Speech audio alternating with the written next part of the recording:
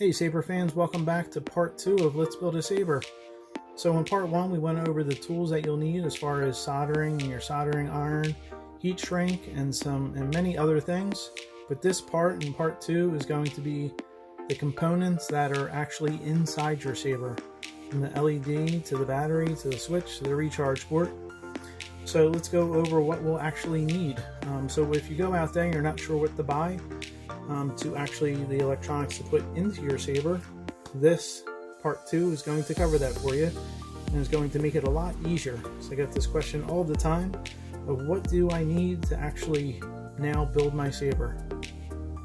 So I always like to start from the LED and work backwards toward the speaker. So the first thing you're going to need is an LED heat sink. So this is made by the Custom Saber shop. So this is aluminum and a copper base.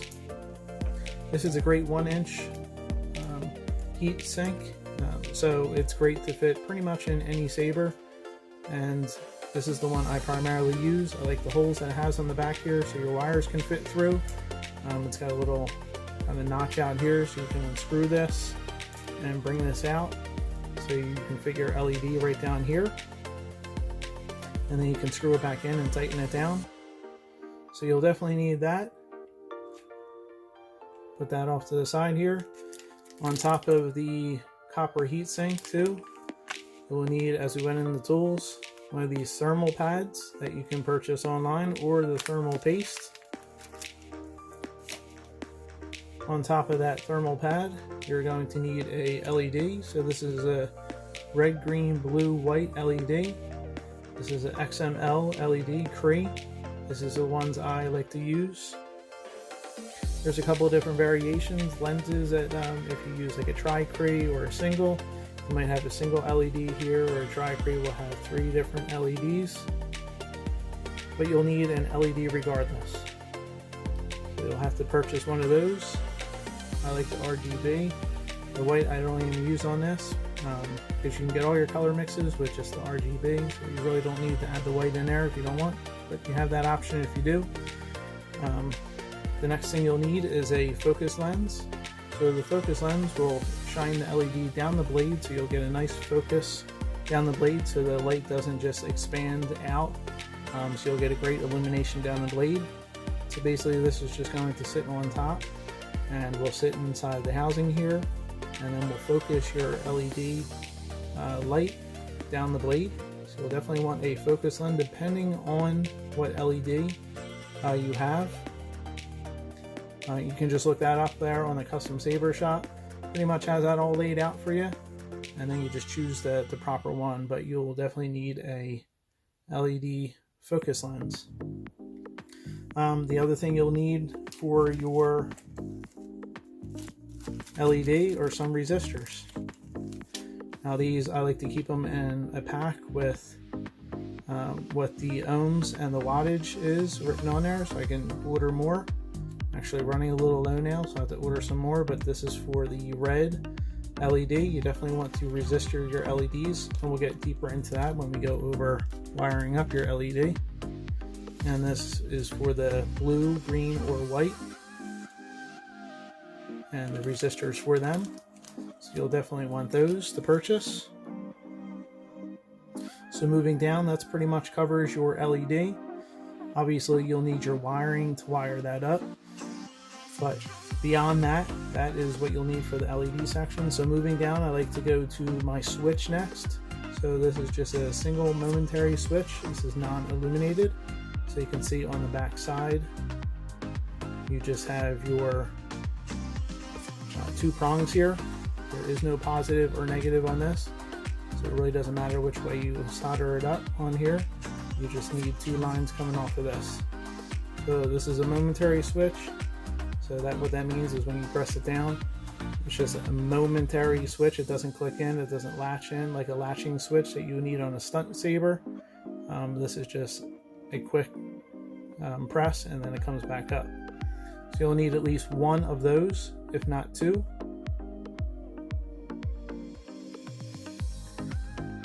So you'll need a switch. Moving down beyond that is the recharge port. So I like these 12mm recharge ports. These are only about $1.10, $1.50 depending on where you find them.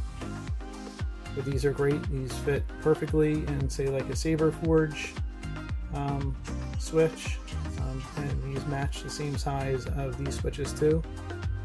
That is also a 12mm, so I like these. On the back side, you'll see your prongs. You have your positive, which is always this L prong here.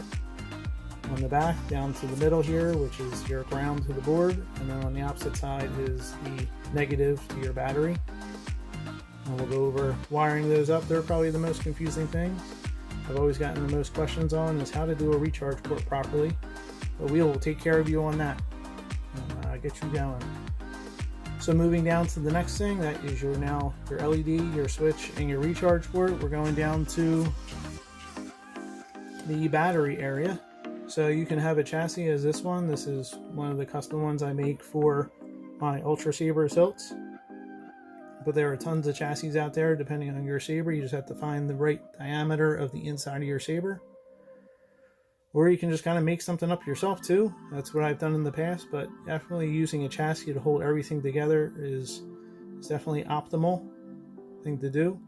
So a chassis, and then I make it so my recharge port fits right in here, and then all slides in, and then also fits your battery holder.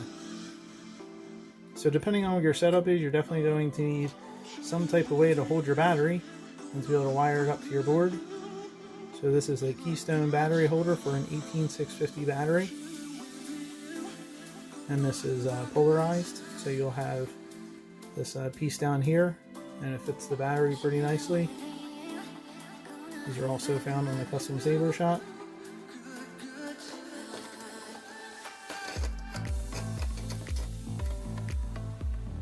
So you have your chassis and your battery holder.